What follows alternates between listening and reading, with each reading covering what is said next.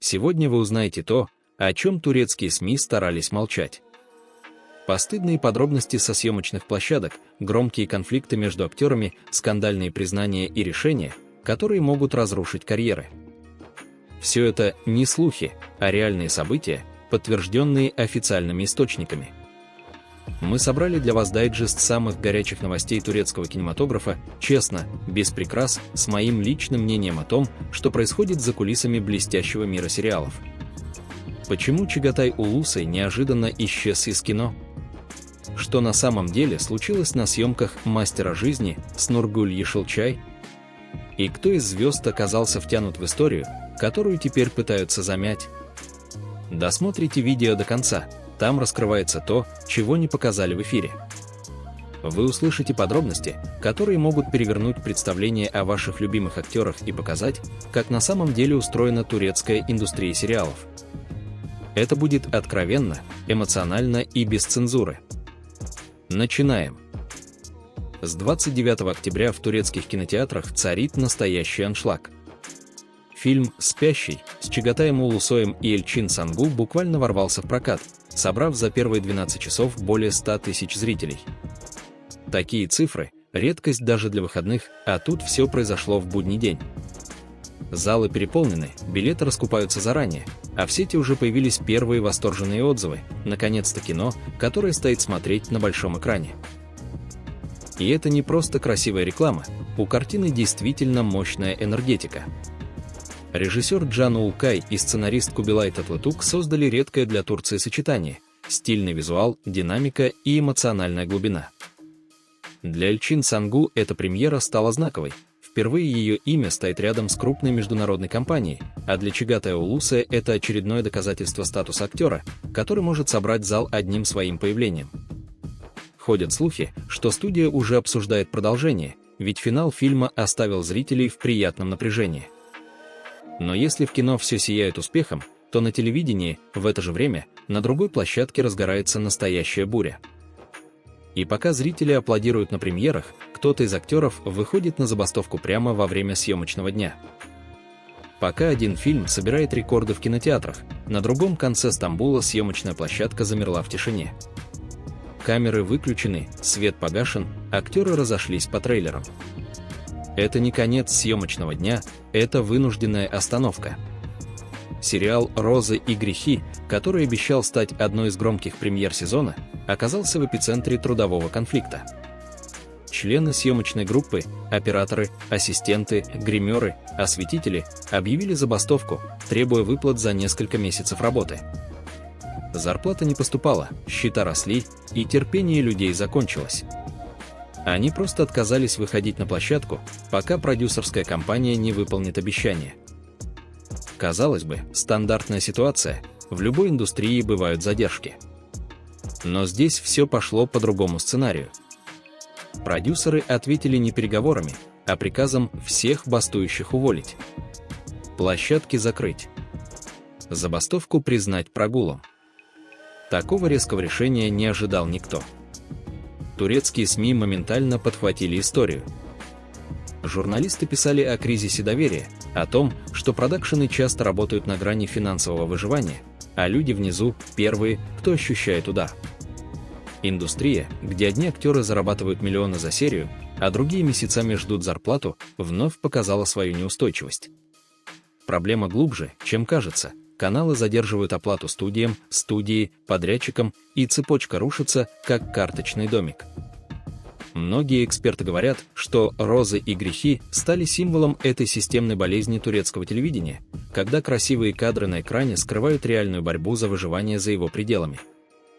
И все же, как бы парадоксально это ни звучало, именно такие кризисы порой становятся началом перемен. Забастовка заставила зрителей задуматься, кто стоит за любимыми сериалами, какой ценой создаются эти истории. В комментариях под новостями зрители поддержали команду. Пусть получают честно заработанное, без них сериал бы не существовал. Ирония в том, что «Розы и грехи» – драма о моральных конфликтах, а за кадром разворачивается драма реальная, где на кону не вымышленные судьбы, а жизнь людей, без которых не зажжется ни один прожектор. Но, как это часто бывает, индустрия не останавливается ни на день. Пока один проект борется за справедливость, другой идет по совсем другому пути, спасает себя не борьбой, а жертвой собственных героев. И именно об этом следующая история, когда сценаристы решают оживить сериал самым радикальным способом. Пока одни борются за оплату труда, в другом углу турецкой индустрии разворачивается своя, не менее бурная драма, на этот раз сценарная. Сериал «Клюквенный шербет», еще недавно один из самых обсуждаемых проектов, неожиданно оказался на грани творческого перезапуска. Зрители заметили, что сюжет вдруг резко изменил направление, а любимые персонажи стали исчезать один за другим. Первые догадки появились в соцсетях, но вскоре слухи подтвердились, из сериала действительно уходят актеры. Авторитетная журналистка Берсен Алтунташ сообщила, что проект покидают два артиста – Эджи Иртем и Батухан Байкурт. Их линии завершатся трагично, чтобы освободить место новым героям. Однако ее коллега Ая утверждает, что изменений будет еще больше, из истории уйдут сразу 4 персонажа, и все это произойдет буквально в течение пары серий. По ее словам, сценаристы решили сделать полную перезагрузку, чтобы вернуть внимание аудитории, которая начала уставать от прежнего хода событий. И хотя подобные шаги выглядят радикально, для турецких сериалов это почти традиция. Когда рейтинги начинают падать, продюсеры ищут быстрые решения. Иногда спасением становится любовная линия, иногда новый злодей, а порой, как сейчас, сценаристы выбирают самый драматичный путь – завершить судьбы героев, чтобы встряхнуть зрителя и начать все заново. Поклонники сериала, естественно, в шоке. Комментарии под последними постами студии полны эмоций. Кто-то просит вернуть любимых персонажей, кто-то обвиняет сценаристов в спешке, а кто-то, наоборот, благодарит за смелость обновить историю. Так или иначе, обсуждение не стихает, и это уже успех. Ведь главная цель любого шоу – заставить говорить о себе. Турецкая телеиндустрия работает по своим законам, рейтинги здесь решают все. Сценаристы говорят, что «Клюквенный шербет» имел огромный потенциал, но сюжет начал буксовать, и нужно было встряхнуть историю. Продюсеры надеются, что обновленная команда вдохнет новую жизнь в проект. Ситуация получилась символичной. На фоне реальных забастовок и конфликтов в «Розах и грехах» здесь борьба идет не за деньги, а за зрителя. И кто знает, может быть, именно благодаря этим переменам сериал получит второе дыхание и вернет себе былые позиции. Пока судьба «Клюквенного шербета» остается открытой, турецкая индустрия уже готовится к новой премьере, о которой говорят с восторгом и легкой завистью. Там, где «Клюквенный шербет» теряет героев, другой проект только набирает силу, обещая стать самым дорогим и звездным шоу сезона. Именно туда, где гонорары исчисляются миллионами, а камеры начинают работать уже завтра, мы отправляемся дальше. После череды конфликтов и сценарных встрясок индустрия словно перевела дыхание. Вместо громких скандалов – большая премьера, на которую возлагают надежды. На площадке кипит работа над сериалом «Семья». Это испытание от OGM Pictures, проектом, который еще до эфира называют флагманом сезона.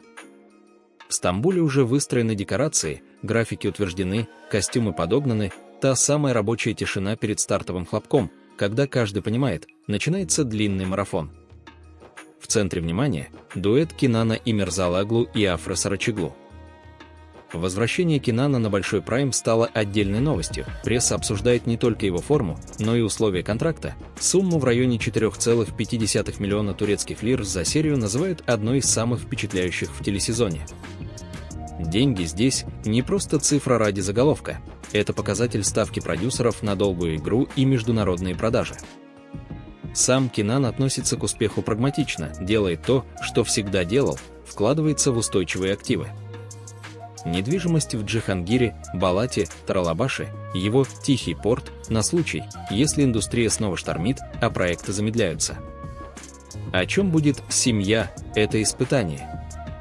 Создатели держат интригу, но направление ясно – эмоциональная семейная драма с оттенком саспенса, где тайны прошлого пробуждаются в самый неподходящий момент и ставят под удар доверие, на котором держатся родственные узы. Эту формулу в Турции знают и любят, она работает, если у истории есть нерв и правильный темп. Первые фотокадры со съемок уже разлетелись по соцсетям, обсуждают химию между Кинаном и Афрой, детали образов, даже цветовую палитру кадра. Ожидание подогрето, и это редкий случай, когда вокруг проекта растет не шум, а именно интерес. Но высокий бюджет и громкие имена – только половина уравнения. Сегодня зритель капризен, одну неверную ноту сценария, и внимание уплывает к конкурентам или в стриминг. Вспомните, как это случалось с проектами, которые стартовали на волне восторгов, а потом потеряли ритм из-за сценарной усталости. Это не про актеров и не про режиссуру, это про сердце истории. Оно либо бьется, либо нет. И вот здесь нас ждет показательный пример – сериал, который начинался на высоких нотах, но стал тонуть в замедлениях и повторяющихся мотивах. Как так вышло, что при сильном актерском составе зритель стал уставать? Ответ в следующей части, где мы без спойлеров разберем, почему хороших лиц и красивой картинки оказалось мало. Пока одни сериалы теряют дыхание, другие, наоборот, находят новый ритм. Именно так произошло с проектом «Сердцебиение» Чарпнт, который стал одним из самых обсуждаемых турецких сериалов сезона. С первых серий он сумел пробудить у зрителей ту самую эмоцию, ради которой включают телевизор вечером, желание понять, что скрыто под внешним спокойствием красивых лиц. Главные роли исполняют Керем Бюрсин, Денис Чикыр, Лизги Джимерт и Сибель Ташчаглу, и уже один только этот актерский состав сделал проект событием. Бюрсин, которого зрители обожают за «Постучись в мою дверь», здесь совершенно другой, собранный, зрелый, сдержанный, но в его взгляде постоянно чувствуется внутренний шторм.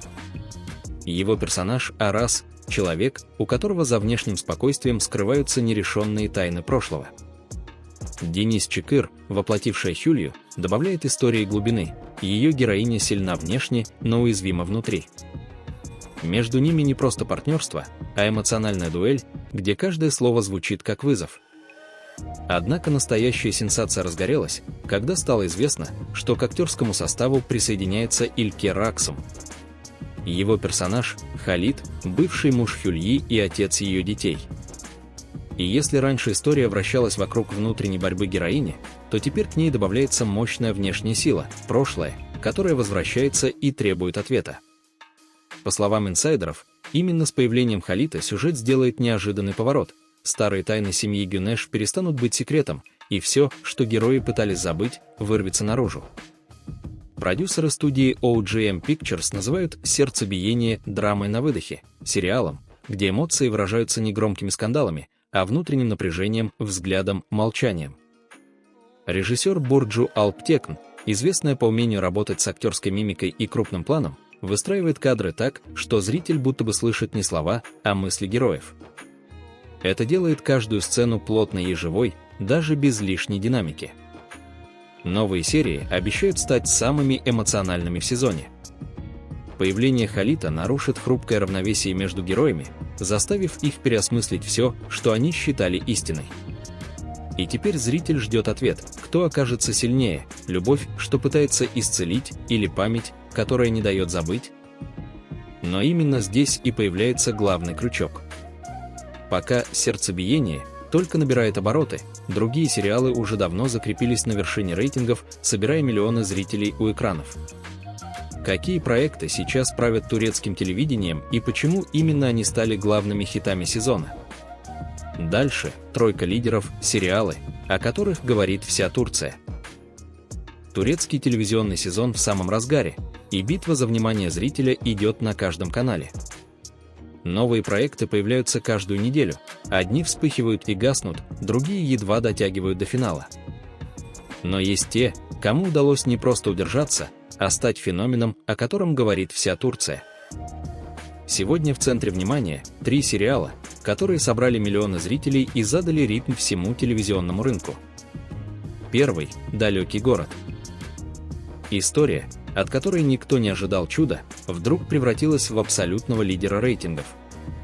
Этот сериал стал для турецкого зрителя своеобразным зеркалом, спокойным, атмосферным, но при этом глубоко эмоциональным. Проект студии Эйнер ЯПМ начинался тихо, без громких трейлеров, без масштабных промо. Но именно искренность и реализм сделали его хитом. Главная героиня, в исполнении Синем Минсал, живет между прошлым и настоящим, пытаясь восстановить то, что, казалось бы, давно потеряно. Партнер по кадру – Барыш Ардуч, актер, который умеет играть тишиной. Вместе они создали химию, где каждое слово звучит как признание, а каждый взгляд – как отдельная история. Интересно, что роль Алие изначально должна была сыграть Эсра Билгич, но она покинула проект буквально накануне съемок. Это решение тогда обсуждали как ошибку, и, возможно, не зря. Ведь именно «Синим» Инсал принесла в историю ту эмоциональную теплоту, которая удерживает зрителя у экрана уже второй сезон. «Далекий город» стабильно показывает более 16% рейтинга в категории Total цифра, которую раньше имели только самые культовые сериалы Турции. Это спокойная, но мощная история, в которой нет громких спецэффектов, только люди, их боль, ошибки и редкие моменты счастья. Второй – это «Море выйдет из берегов». Если первый сериал о тихой силе, то этот о буре, которая не утихает ни на минуту. Проект называют наследником легендарного «Ты расскажи, Черное море», и это не просто маркетинг. За сценарием действительно стоят те же авторы, которые умеют создавать драму, где любовь и ненависть идут рука об руку. Главные роли исполнили Улаш Туна Астепи и Денис Байсал. Он – мужчина, разрываемый между долгом и страстью. Она – женщина, у которой за плечами непростое прошлое, но сердце, способное любить до конца. Съемки проходили на северном побережье Турции, и сама природа стала частью истории. Море здесь не просто фон, а живой персонаж, бурный, переменчивый, опасный. Каждая серия – эмоциональный шторм. То, что происходит на экране, невозможно смотреть равнодушно. Сцены отчаяния и примирения сменяются мгновениями нежности и откровений. Рейтинги растут с каждой неделей, а актеры уже стали героями интернет-мемов и фанатских нарезок. Турки обожают такие истории, честные, драматичные, где любовь всегда стоит на краю пропасти. Третий – «Мечта Эшрефа». Проект, который вернул Чатаю Улусая в телевизионный прайм и напомнил всем, что он по-прежнему один из самых харизматичных актеров Турции. Его дуэт с Демет Оздемир стал буквально магнитом для зрителей, между ними чувствуется та самая искренность без слов, из-за которой даже простая сцена разговора превращается в событие. Сюжет строится вокруг мира, где любовь сталкивается с преступлением, а мечты с честью. Продюсер Тимур Савджи, известный своим безупречным чутьем, снова доказал, он умеет собирать команды, которые создают телевизионное золото. «Мечта Эшрефа» — это смесь криминального триллера и чувственной мелодрамы, где ни один эпизод не проходит зря. Зрители признаются, иногда кажется, будто смотришь кино, а не сериал. Сейчас проект уверенно входит в десятку самых обсуждаемых в Турции и уже продан более чем в 15 стран, включая страны Ближнего Востока и Латинской Америки. Эти три сериала стали тремя опорами турецкого телевидения: «Далекий город», «Это море выйдет из берегов» и «Мечта Эшрефа». Каждый из них рассказывает о своем, о верности, о боли, о надежде, о поиске себя. Но всех объединяет одно – искренность. Без нее турецкий зритель не прощает ни актерам, ни продюсерам, ни сценаристам. И все же за всеми этими громкими премьерами и цифрами в рейтингах есть другой, не менее важный вопрос: кто делает эти истории живыми? В следующей части мы поговорим о человеке, которого зрители обожают, но давно не видели на экране. Почему Альп Навруз исчез из новостных заголовков, чем он живет сейчас и когда планирует возвращение? Об этом дальше.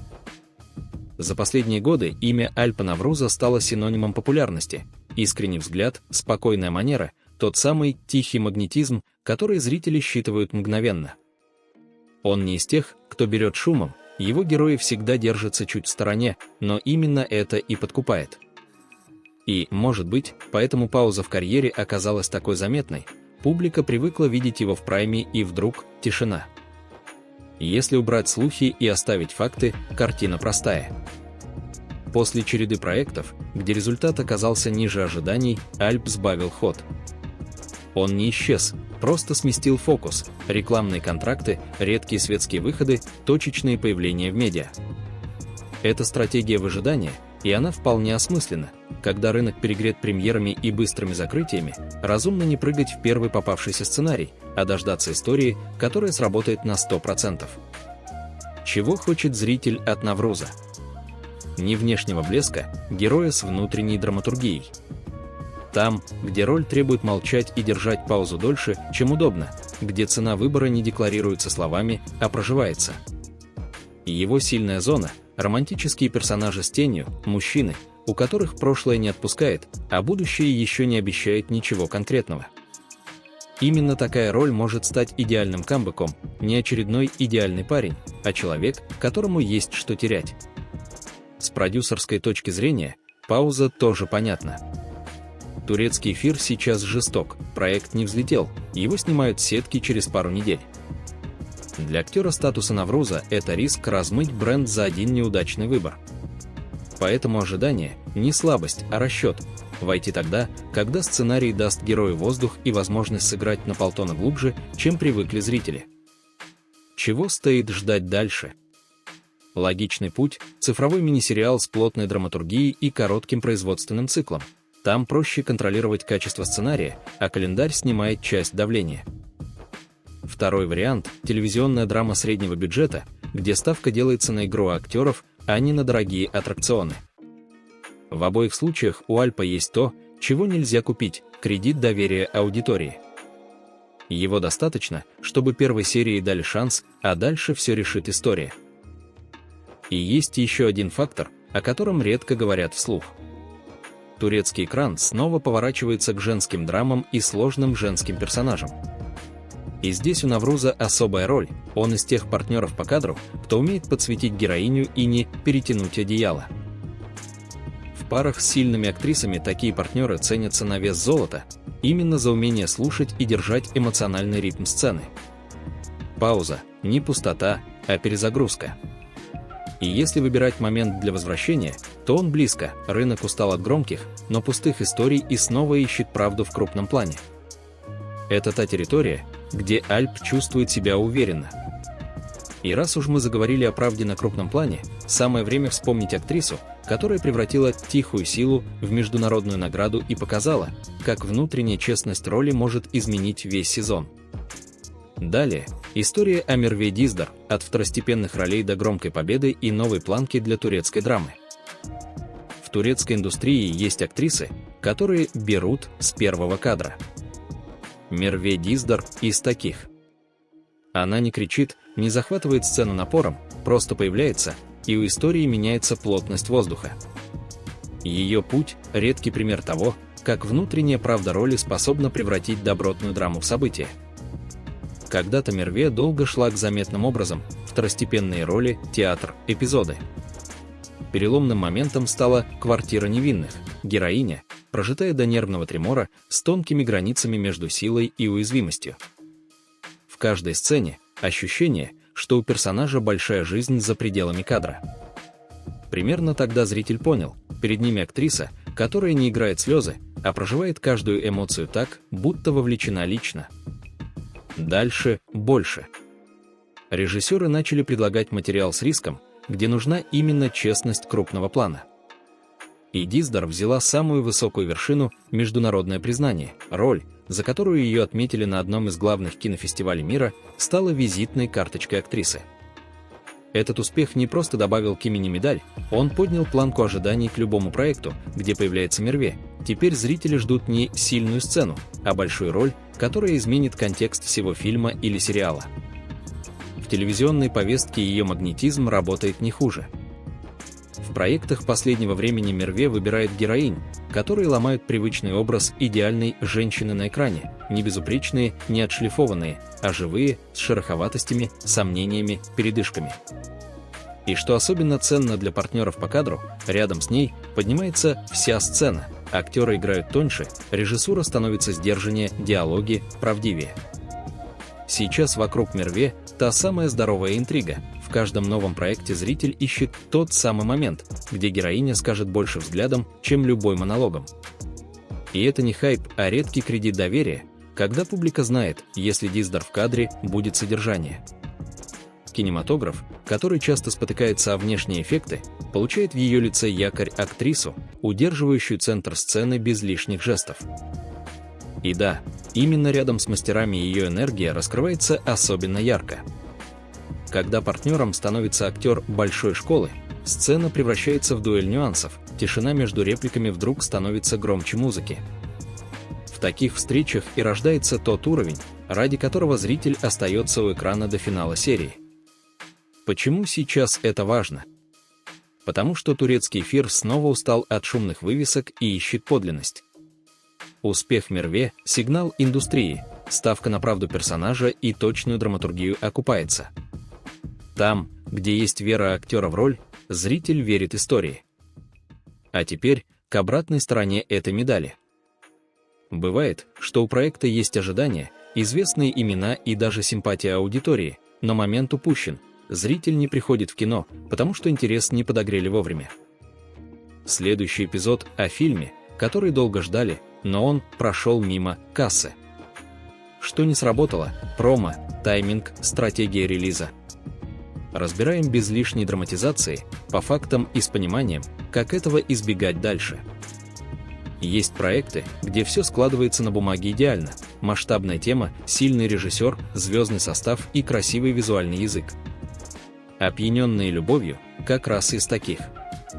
Режиссер Хасан Фати берет большой материал, встречу поэта Руми и учителя Шамса, и рассказывает ее так, как умеет именно он, через дуэль крупных планов и тишину между репликами, где слышно дыхание истории.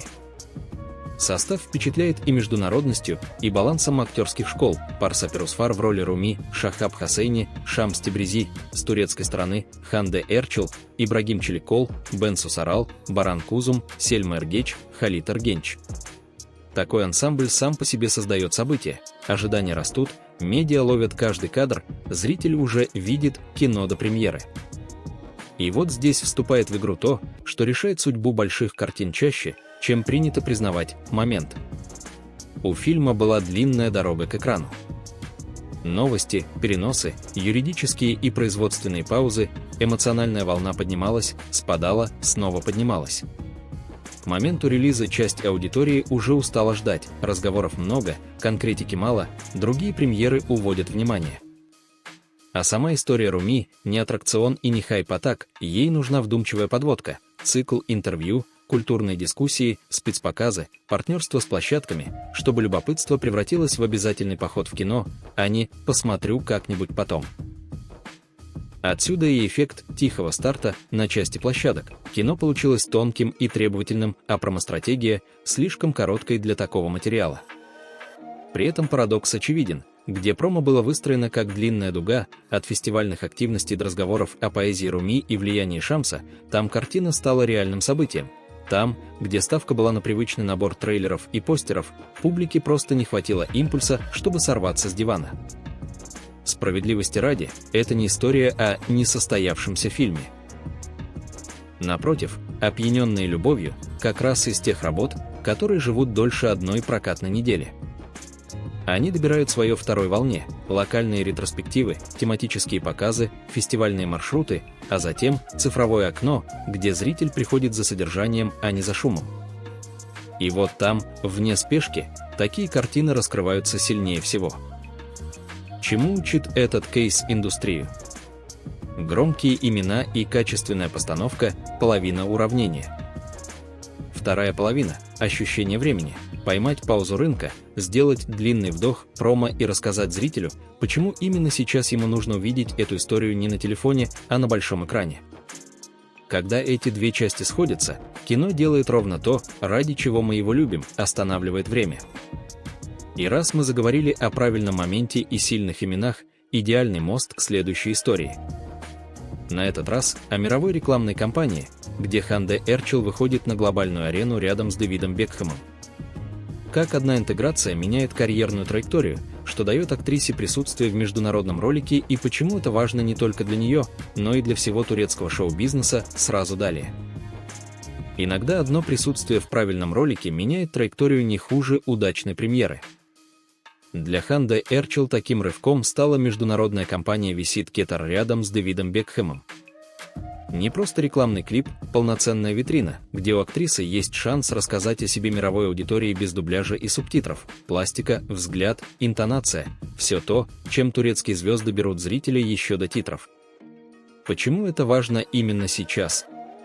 Во-первых, глобальный контекст. Когда актер появляется в ролике, который крутится в аэропортах, на крупнейших телеканалах и платформах, он выходит за пределы привычного рынка.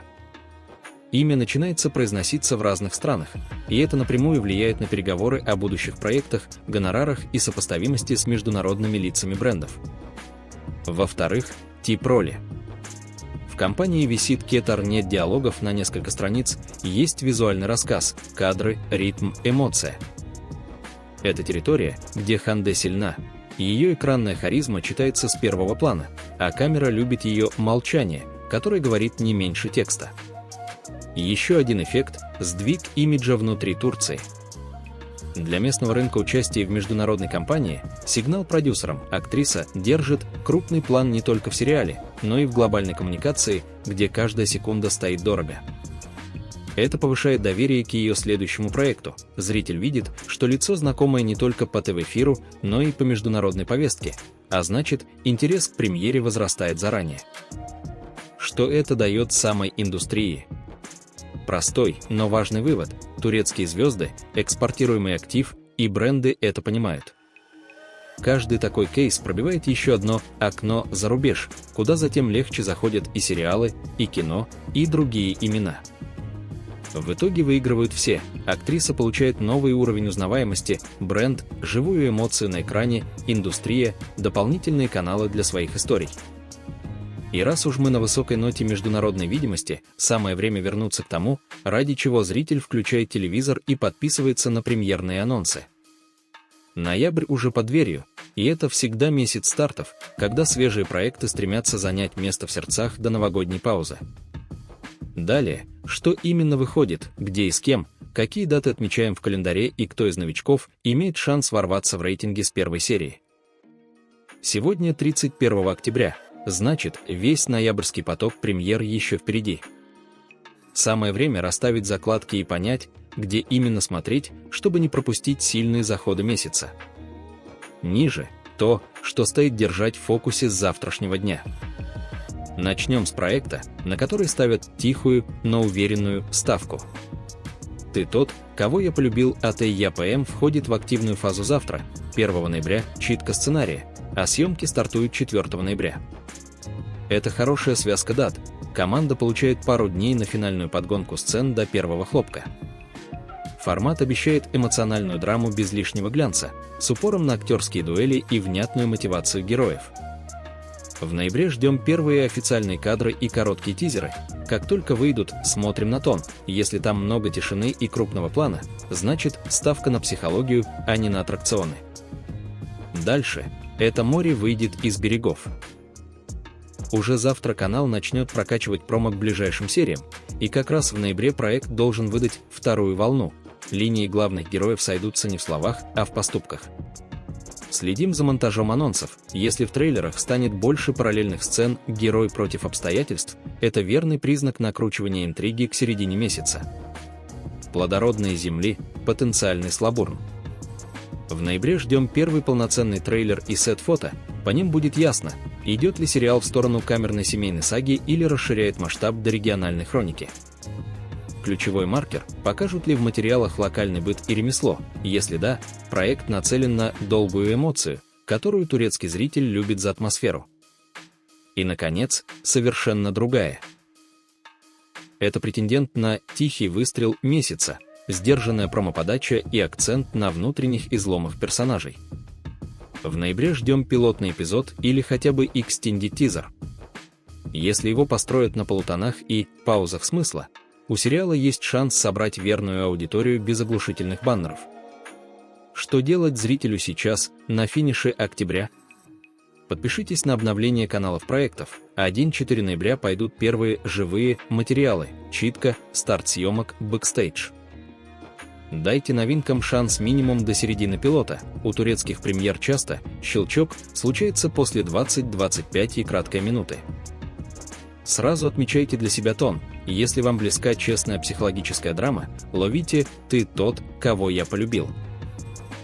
Если хочется бурь, держите в поле, это море выйдет из берегов. Нужна атмосфера плодородной земли. Любите камерные истории, совершенно другая. И раз мы заговорили о переменах привычки смотреть, самое время переключиться на то, что меняет правила игры прямо сейчас – цифровые релизы и вертикальные форматы. Зачем платформы сжимают серии, почему актерам приходится готовиться быстрее, и как короткие проекты воруют время у Прайма, рассказываю далее. Турецкий Прайм по-прежнему громкий, но настоящая текучка историй все заметнее уходит в цифру. Платформы дают то, чего эфир не может – гибкий хронометраж, короткие производственные циклы и точечный таргет на свою аудиторию. Отсюда новая динамика. Актеры делают по 2 проекта в сезон, сценаристы меньше тянут лишние арки, а зритель успевает проглотить всю историю за вечер, не дожидаясь следующей недели. Короткие сезоны – больше смысла. Цифровые сериалы чаще укладываются в 6-10 эпизодов. Это значит меньше воды и больше сцен, где решается судьба героев прямо сейчас. Для актеров – возможность рисковать ролями и не зависеть от еженедельных рейтингов. Попробовал, сработало, пошел дальше. Для зрителя – гарантия темпа, каждая серия что-то меняет. TRT Таби и новое дыхание драм. У госпродюсеров появился отдельный цифровой карман, и он работает в ином ритме, проекты выходят компактно, без длинных пауз между блоками. В центре повестки – истории с акцентом на персонажей, а не на эффект. Уже на подходе релизы, где ставка на актерские дуэли крупным планом и локальные сюжеты, которые эфир часто боится замедлять. Вертикальные сериалы, карманные истории. Короткие эпизоды на смартфоне – это не просто нарезка из теледрамы, а самостоятельный формат. Длина серии – 3-8 минут, драматургия – 1 эпизод равно 1 поворот. В таких проектах играют иначе, пауза короче, реплики резче, действия без раскачки. Для молодых актеров это быстрый лифт, ты моментально виден, и твоя сцена живет в рекомендациях, даже если зритель не знает твое имя. Кто уже в деле? Джем Рибайсель – одна из тех, кто комфортно чувствует себя в цифре, камера ее любит вблизи, а тонкий эмоциональный рисунок лучше раскрывается именно в компактной драматургии. Егмур Танрысевсин готовилась к роли врача в цифровом проекте с полной погружалкой, стажировка у специалистов, отработка жестов и пластики. Для коротких форматов это ключ, времени на раскачку нет, правду роли нужно приносить в кадр сразу. Почему платформы забирают время у Прайма? Управление временем. Зритель сам решает, смотреть марафоном или дозировать. Точность жанра. Платформы не боятся нишевых историй, психологические драмы, камерные триллеры, slice of life. Быстрый фидбэк. Реакция публики считывается за первые 48 часов, и создатели корректируют тон следующего блока. Что это меняет для актеров и сценаристов уже завтра, 1 ноября? Плотные графики читок и стартов, без пустых недель между проектами. Прорастание гибридных релизов, сначала небольшой кинотеатральный заход, как событие, следом цифровое окно, где сериал с фильм находит вторую жизнь. Рост кроссоверов аудитории, актер из Прайма усиливает вертикальную линейку платформы, а вертикальный хит приводит молодую аудиторию в эфирный большой сериал. И еще одно важное следствие – женские истории. Цифровые форматы доверяют актрисам сложные роли, без страха, что не зайдет в Прайме. Именно поэтому мы так часто видим, как сильная актриса приходит в цифру, делает роль на полтона глубже и возвращается в эфир уже с новой планкой. Логично, что следующий акцент как раз на такой истории. Нургюль Ешелчай готовит возвращение с проектом, где центр тяжести – женская сила без громких лозунгов, только через выбор и поступки. Это наш последний раздел сегодня, и он максимально интригующий. Поговорим о сериале, который еще до выхода выглядит как большая ставка сезона и может задать тон на весь 2026 год. Есть актрисы, чье появление задает тон всему проекту. Нургюль Ешелчай из тех, кто держит кадр одной паузой.